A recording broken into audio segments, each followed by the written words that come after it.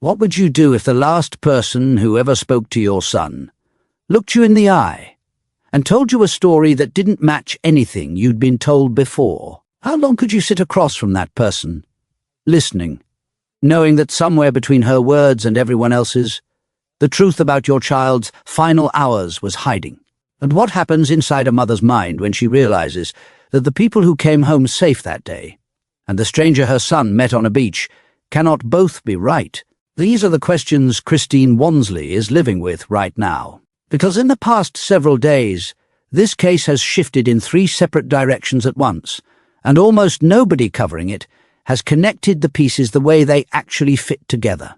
Tonight, I'm going to walk you through all of it, using the actual dispatch recording, the friend's own recorded interview, and the account a grieving mother has shared in her own words.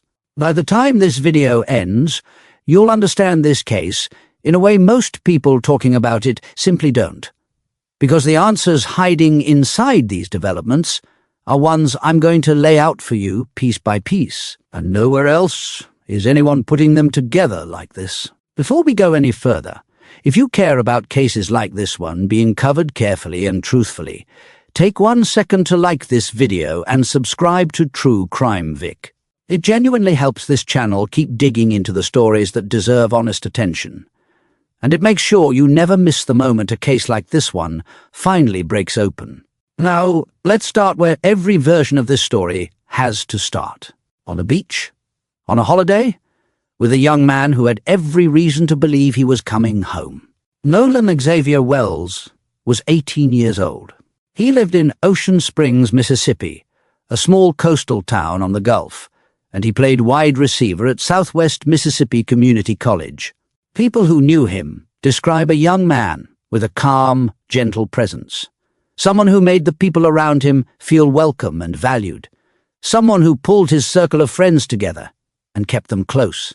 On the morning of July 4th, he did what thousands of young people along the Gulf Coast do every Independence Day. He boarded a boat with a group of friends and headed for Horn Island. If you've never heard of Horn Island, here's what you need to understand about it. It's a barrier island sitting roughly 10 miles off the Mississippi coast. A long, narrow stretch of sand and pine that belongs to the federal government as protected parkland.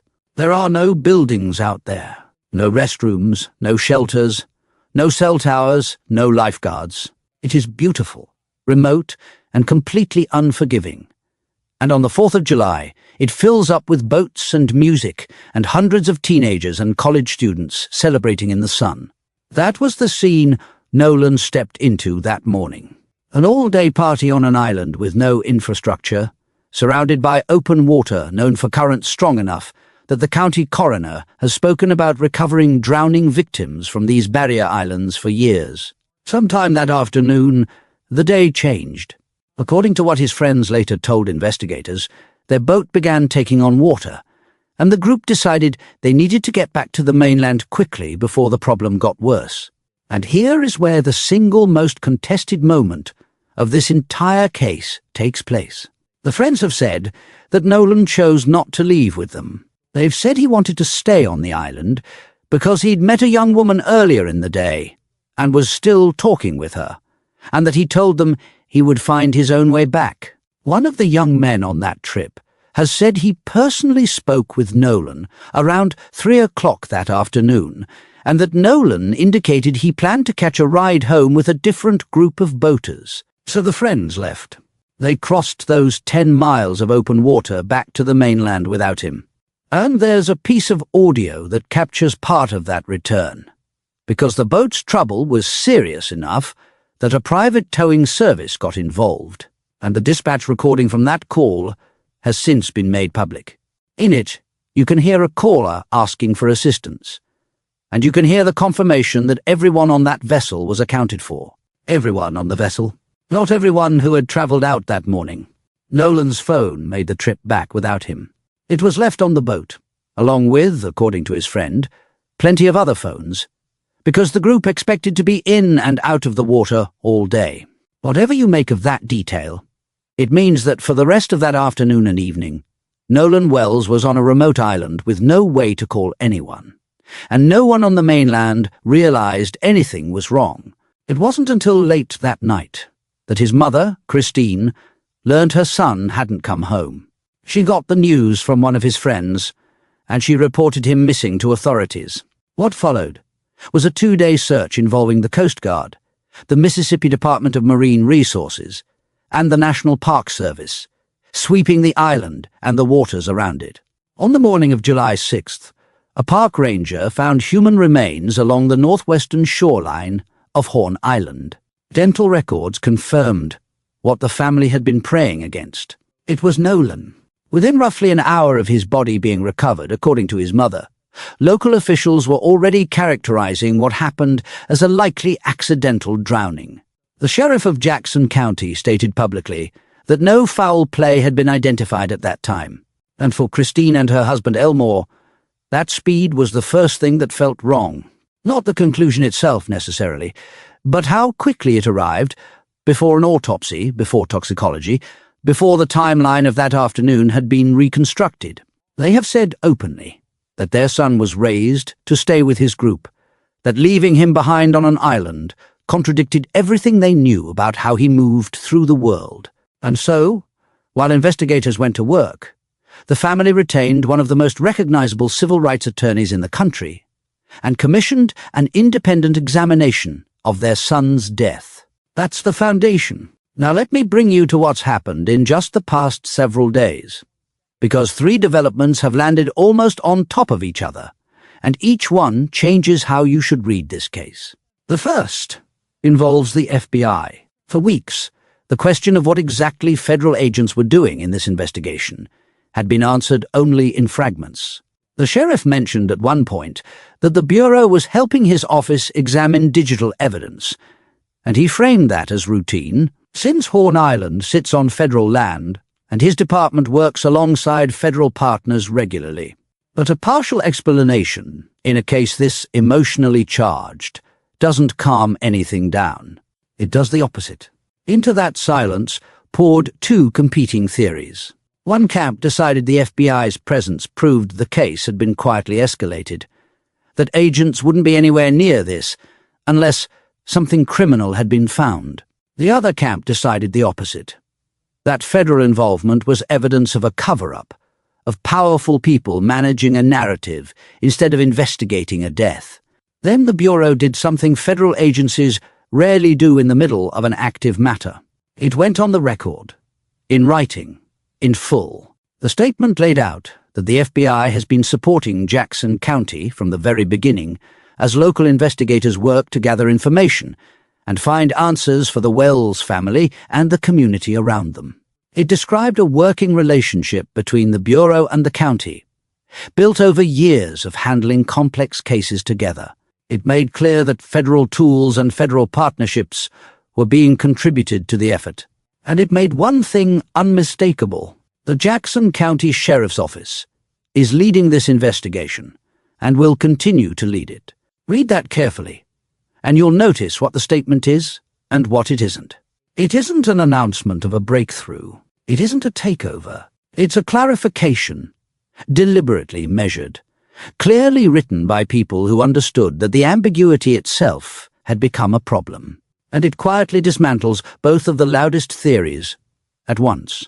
If this were a secret federal escalation, the Bureau wouldn't be publicly deferring to a county sheriff.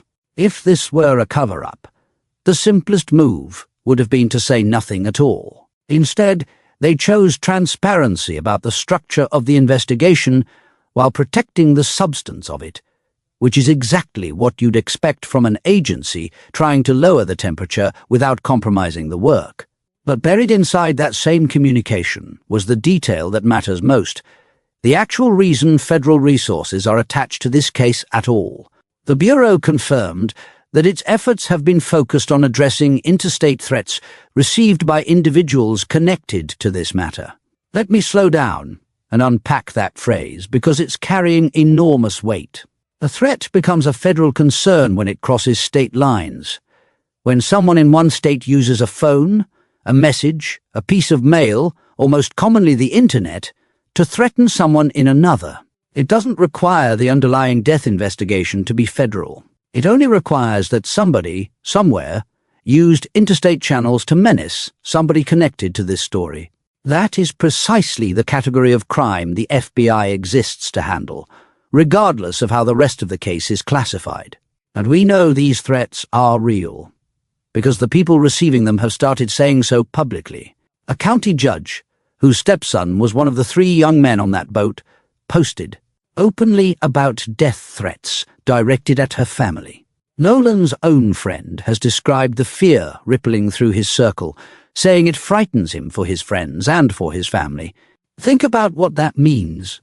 Teenagers who were interviewed by investigators, who by the sheriff's own account have been cooperative, are now under federal protection concerns because strangers online decided they already knew what happened on that island. Here's the distinction I need you to hold on to, because it's where responsible coverage separates itself from everything else. The existence of interstate threats is officially confirmed.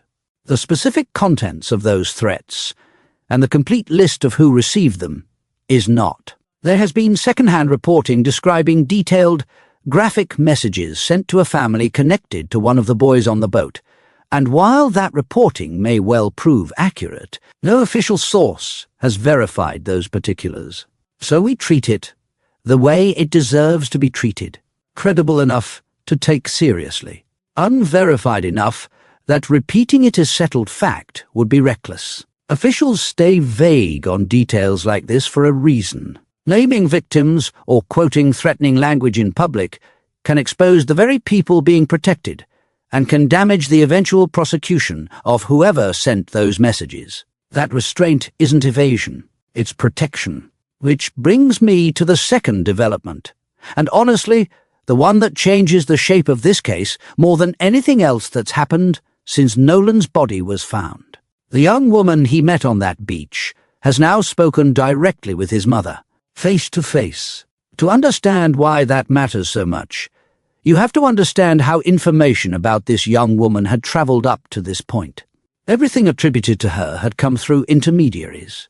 Her mother confirmed on social media that her daughter had been with Nolan that day and had been in touch with his family, but had no knowledge of what happened after the 2 of them parted ways. Her sister spoke to reporters, pushing back on the idea that Nolan deliberately stayed behind for her. Every account was a relay, someone else's memory of what she'd said, filtered through someone else's words. Until now, according to Christine, the 2 of them sat down together, and what this young woman told her does not match the story she's been hearing from everyone else. Christine has said there have been serious inconsistencies in the timeline she's been given, especially around who saw her son last and where he was standing when they saw him. And here is her account, as Nolan's mother has relayed it. The 2 of them met that day on the island. They spent time together. They talked. And eventually they parted ways. She boarded a boat with her own friends, a completely separate group from Nolan's, and she left that island believing Nolan was heading back to rejoin his friend's boat, because that's what their conversation led her to understand. But she never saw him board it. She assumed it happened. She did not witness it. Sit with that distinction for a moment, because the public conversation has flattened it into something it isn't. This is not one eyewitness flatly contradicting another, 2 people claiming to have watched 2 different events. Her testimony is about intention. Nolan communicated a plan to her, and she had every reason to believe he'd follow through on it. The friends, meanwhile, have said he told them he was staying. The family's attorney has pointed straight at that collision, noting that one side says he went to get on the boat and the other says he didn't, and that somewhere in there, an account has to give. His conclusion was blunt. Someone isn't telling the truth. But notice what her account, if accurate, actually does to the mystery. It moves the question. The question is no longer simply whether Nolan wanted to leave that island. The question becomes what happened in the gap, the stretch of time between him stating his intention to get home and whatever came next. A young man on a shrinking beach, his phone on a boat crossing the Gulf without him, hundreds of partygoers thinning out as the afternoon faded. Nobody, not his friends, not the young woman, Not a single witness among the roughly 60 people investigators have interviewed so far has publicly accounted for that window. That gap is where this entire case now lives. And I want to be fair to everyone standing inside this storm, because fairness is the whole point of doing this carefully. This young woman is not a suspect. She has not been accused of any wrongdoing by anyone in authority. Her family says she has cooperated fully with investigators, and Nolan's family has expressed support for her. The three friends have been interviewed in depth and described by the sheriff as cooperative. The district attorney has said that once the investigation is complete, a grand jury will hear the evidence and decide whether any charges are warranted. And she has called this case a priority. No suspects have been named. No manner of death has been officially announced. Every person in this story is, as of tonight, a witness and a grieving human being, not a defendant. That's exactly why the third development matters so much. The threats we talked about earlier, because they poison the one thing this investigation needs most: cooperation. Every potential witness from that island is watching what happens to the people whose names have already surfaced. If stepping forward means your family starts receiving messages frightening enough to involve federal agents, how eager would you be to volunteer what you saw? Whoever is sending those threats, whatever they believe happened to Nolan, is not helping him. They're building a wall between investigators and the truth, one intimidated witness at a time. Grief does not grant anyone a license to terrorize teenagers and their parents, and rage aimed at the wrong people only buys silence in a case that desperately needs voices. While all three of these developments were unfolding, the Wells family was preparing for the moment no parent should ever have to schedule. Nolan was laid to rest in Ocean Springs, in the town that raised him, surrounded by family, teammates, and friends. His mother stood before that gathering and spoke about who her son actually was. A young man with a calming spirit, someone who made the people around him feel seen. And then she went right back to asking the only question she has left. The one she says local authorities have barely spoken to her about since the days after his body was found. What happened to my son? She deserves that answer, and the pieces that might contain it are already in motion. Because everything you've heard tonight was only the beginning. The family's independent examination of Nolan's body has produced findings that raise more questions than they settle. Findings involving what a private pathologist could and couldn't see, what was missing when he looked, and why he refused to close the door on any possibility. The state's own results are still sealed behind a pending toxicology report, and the identity of the young woman from the beach has now become public, bringing her family's fuller account into the open for the first time. All of that is where Part 2 picks up, and I promise you, some of what's in those findings will stop you cold. If you want to be here the moment that video drops, subscribe to True Crime Vic right now and turn on notifications. And if tonight's breakdown helped you see this case more clearly than the headlines have, hit that like button before you go. It tells me you want this story followed all the way to the truth, and that's exactly where we're headed. Until then, keep Nolan's family in your thoughts. Keep your speculation in check, and keep asking the question that matters. What happened in that gap? What does it mean when a pathologist examines a young man's body for hours and walks away refusing to tell you how he died? What are you supposed to feel when the examination meant to give you certainty instead hands you a list of questions no one has answered? And what goes through a mother's mind when she learns that the second doctor to look at her son couldn't complete his work because pieces of what he needed were never given to him? At the end of Part 1, I promised you the findings from the family's independent examination would stop you cold. Tonight, I'm going to keep that promise. But I'm also going to show you everything surrounding those findings. The grand jury waiting down the road. The two viral claims that fooled millions before being dismantled. The funeral watched live by strangers across the country, and the newest names and numbers pulling this case in directions nobody predicted 2 weeks ago. Because the version of this story you've seen in headlines is a fraction of what's actually documented. And by the time we're done tonight, you'll hold the whole picture. If you haven't yet, hit that like button and subscribe to True Crime Vic right now, because this case is moving fast, and this channel is committed to bringing you every verified development, the moment it can be responsibly reported.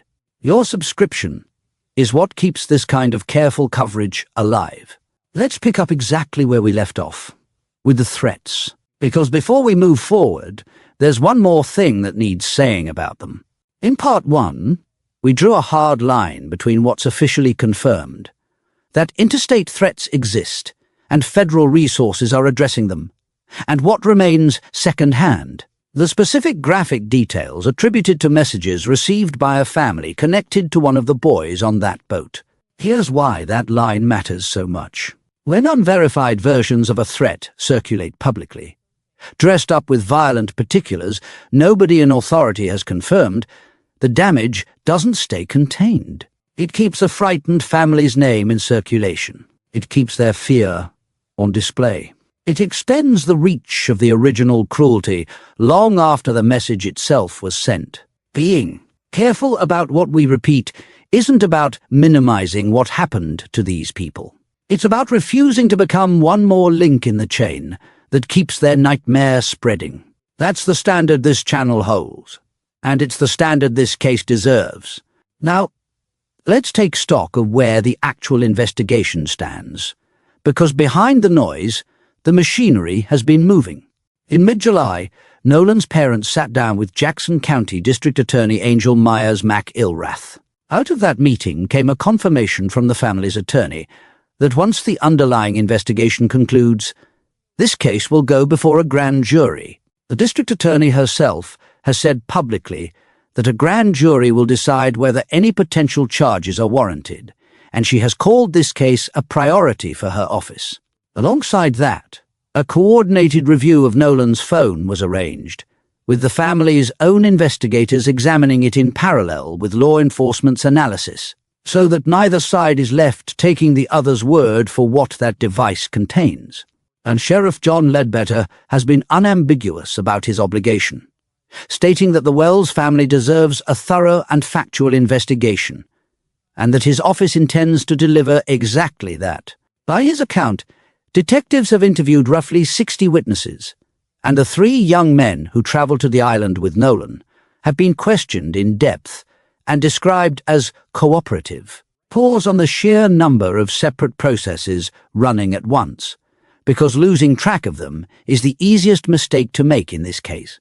There's the Sheriff's Department investigation. There's the District Attorney's Office coordinating with the family toward that eventual grand jury presentation. There's the family's independent team, staffed with former law enforcement professionals. There's the state autopsy. There's the independent autopsy. And there's the joint phone examination. 6 tracks, each with its own experts, its own timeline, and its own threshold for calling something confirmed.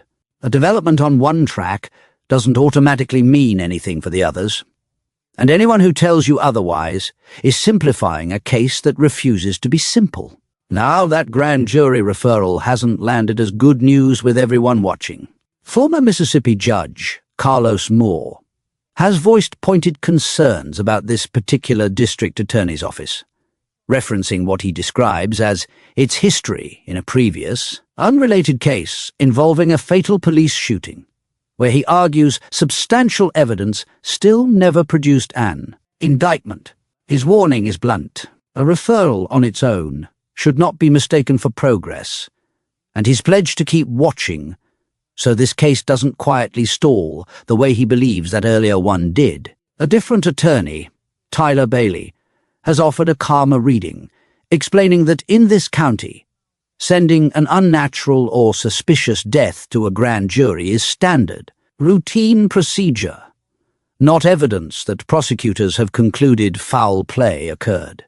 Here's the honest way to hold those two views. Both can be true at the same time.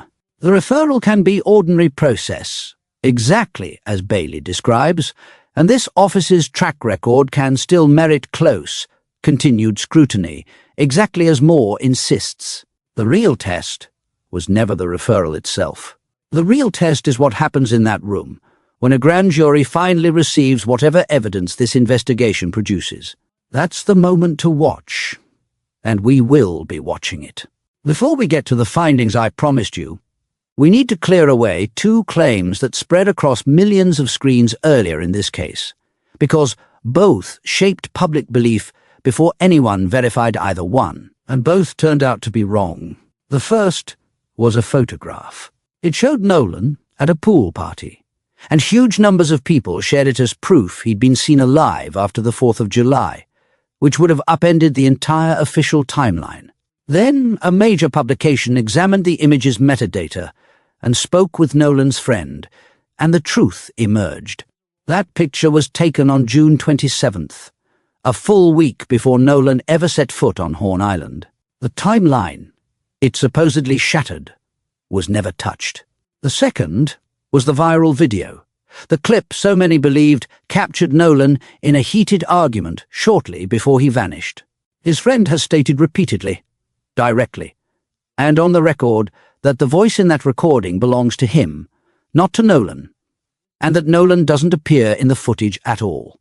The family's attorney had publicly suggested Nolan could be heard demanding his phone back. The young man who was actually there says that's simply not what the recording contains. Notice what both corrections share. Each rushed into the vacuum created by two unfinished autopsies, and each travelled farther and faster than the eventual truth did. That's the defining pattern of this entire case. Where verified answers are delayed, invented ones multiply. Keep that pattern in mind for everything you hear about this story, including everything you hear from me. The only way to separate solid ground from sand is to ask, every single time, where a detail actually came from. Which brings us to Monday, on July 20th, at Centerpoint Church in Ocean Springs. Nolan Wells was laid to rest. Visitation ran through the morning. The service followed, and Reverend Al Sharpton officiated. There's a detail from the days before that service that deserves more attention than it received. The commission overseeing the Mississippi Coast Coliseum voted unanimously to offer their venue for the funeral, anticipating the crowds this case might draw. The family chose their church instead, and the Coliseum responded with genuine warmth, releasing a statement supporting the family's decision and pledging continued support for them and the wider community. Sit with that exchange for a second. A public institution offered itself, was declined, and answered with grace instead of offense. That's a window into something easy to miss beneath the controversy. This is not only a family fighting for answers. It's a family being carried, in concrete and practical ways, by neighbors and institutions who never met their son, but were moved by him anyway. And then there's the part of Monday that made this service unlike almost any funeral you or I will ever attend. It was streamed live, carried to anyone in the country who wanted to witness it. Think about what that means. A funeral is ordinarily the most private ritual a family endures. A closed circle of grief, shared only among people who truly knew the person being buried. This one was the opposite, watched in real time by strangers who had spent more than 2 weeks debating timelines, dissecting contested accounts, and sharing clips that turned out to be false. Those same strangers were now invited to see the human cost of the story they'd been consuming. Inside that church stood parents who had spent 16 days fighting publicly for answers, while planning a burial in full public view, walking in with every thread of this case still hanging open around them. His mother told those gathered about a son with a gentle, calming spirit, a young man who made the people around him feel seen, welcome, and valued. She built that service around celebration rather than sorrow, because grief in this case has never once been allowed to exist on its own. And Monday was her attempt to give it a few protected hours. 2 days later, the protection ended, because on Wednesday, in front of cameras at the NAACP National Convention in Chicago, the family's attorney stood beside Nolan's parents and announced the results of the independent autopsy. This is what I promised you, and here it is, carefully and completely. The examination was performed on July 10th by Dr. Roger Mitchell, a forensic pathologist whose credentials are difficult to overstate. He is the president of the National Medical Association and formerly served as chief medical examiner for the District of Columbia. According to reporting on the announcement, the examination was paid for by former NFL quarterback Colin Kaepernick. And after all of that expertise was brought to bear on the question of how Nolan Wells died, the preliminary report reached a conclusion that landed like a thunderclap precisely because it refused to be one. Cause of death: undetermined. Manner of death: undetermined, pending further investigation. The attorney read one sentence from that report aloud, and it's the sentence this entire case now orbits. The pathologist cannot rule out whether any intervening non-accidental factors contributed to or caused Nolan's death. Read that again. After a full examination, a nationally recognized forensic expert declined to close the door on the possibility that something other than an accident took this young man's life. He didn't declare foul play. He declared that foul play cannot yet be excluded, and in a case officials initially framed as a likely drowning within hours of recovery, that distinction is seismic. The report contains findings that demand explanation. There was an area of red discoloration in the soft tissue at the back of Nolan's head. What caused it is unknown. An outside chief medical examiner, uninvolved in this case, explained that such discoloration could represent natural decompositional changes in the muscle, or it could result from blunt force impact to the back of the head and neck. Two radically different explanations. One finding, no way to choose between them yet. The report noted no fractures and no deep tissue injuries. And then there's the obstacle that hampered the entire examination. Dr. Mitchell wrote that he never received Nolan's internal neck structures, including his trachea, which were retained from the first autopsy. A former medical examiner has explained publicly why that matters so much, because those structures are important for determining whether strangulation occurred. The doctor also listed unanswered questions his examination couldn't resolve, among them what led Nolan to enter the water at all, whether water was present in his airway, and whether there was bleeding in his brain. Nolan's father stood at that announcement and said his son should be at football practice, not buried in the ground. His mother repeated the only demand this family has ever made: honesty. They want to know what happened to their son. The state's response came the same day. The Mississippi State Medical Examiner's Office stated that its autopsy was performed according to standard procedures and protocols, declined to comment on the independent examination, and urged the public to remain patient, to avoid assumptions, and to draw no conclusions before the investigation is complete, warning that unfounded speculation only creates obstacles for investigators. Their own results remain unreleased, still pending toxicology. So understand where that leaves this family. 2 autopsies, one complete but inconclusive. Its author unable to rule out the worst, one still sealed, and a mother who has said local authorities have barely communicated with her since the days right after her son was found. The pressure around this case is no longer coming only from the family. Reverend Sharpton, entertainment mogul Tyler Perry, and former NFL star Terrell Owens have together put up $125,000 in reward money for information leading to an arrest and conviction, should a crime be established. National voices have weighed in, with one prominent commentator calling the circumstances and the absence of answers highly suspicious, and noting how deeply this case resonates in the black community. Mississippi's own painful history sits underneath every conversation about this island, and the governor has pushed back in the other direction, accusing activists of stoking division. Whatever your view of that exchange, it tells you this case has outgrown Jackson County entirely. And in just the past days, one more veil lifted. The young woman from the beach, the person at the center of this case's defining contradiction, has been publicly identified in media reports as 19-year-old Katie McCormack, a student from a town just east of where Nolan lived. Everything we established in Part 1 about her account now has a fuller frame around it.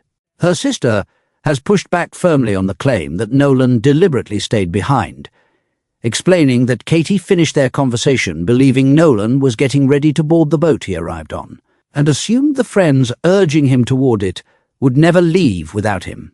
Her family stresses that Katie was on the island with an entirely separate group, left with her brother and his fiancée, and has cooperated fully with both investigators and Nolan's family. She has faced no accusation of wrongdoing from anyone in authority, and Nolan's family has expressed nothing but support for her. Yet, the collision at the heart of this case remains exactly where it was. She understood he was getting on that boat. The friends say he told them he was staying.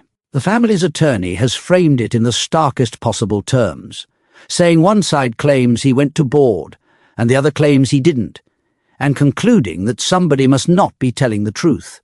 Even that framing, though, deserves the caution we applied in Part 1. An honest assumption and a differing account can coexist without anyone lying. If something changed in the gap between Nolan's last conversation and whatever happened next, that gap is still unaccounted for. 60 witnesses in, it remains the silent center of this entire investigation. So step back and look at the whole board with me. A federal agency compelled to explain itself in writing. A county prosecutor's office heading toward a grand jury under the watchful eyes of skeptics with long memories. A world-class pathologist unable to say how an 18-year-old died, partly because he wasn't given everything he needed to find out. A state examination still locked behind pending toxicology. A young woman thrust into the middle of a national story she never chose, now named publicly against her family's quiet cooperation. A 6-figure reward, waiting for information. And a mother and father who buried their son on a Monday and were back in front of cameras by Wednesday because grief, for them, still isn't allowed to exist on its own. Here's what this past week actually accomplished, even without resolving a single ultimate question. It replaced anonymous claims with on-record statements. It replaced viral fabrications with documented corrections. It replaced a vague sense of federal mystery with a written explanation, and a whispered-about witness with a direct account. This case is more grounded, more documented, and more honest about what it doesn't know than at any point since July 4th. What it is not, yet, is answered. The phone review continues. The state results are coming. The grand jury waits. And somewhere in the space between a beach conversation and a shoreline discovery, the truth about Nolan Wells is still holding its breath. We will be here when it exhales. True Crime Vic is staying on this case through the state autopsy release, through the grand jury's decision, and through every verified development in between, reported to you the moment it can be responsibly confirmed and not one moment before. If this 2-part breakdown gave you clarity the headlines haven't, do 2 things before you leave. Hit that like button so this coverage reaches more people who care about getting it right. And subscribe to True Crime Vic with notifications on, so you're standing right here with us the day this family finally gets the honesty they've been begging for. Nolan Wells was 18 years old. He mattered, and his story is not over. Until next time, everybody, stay careful with what you share, stay patient with what you believe, and stay with us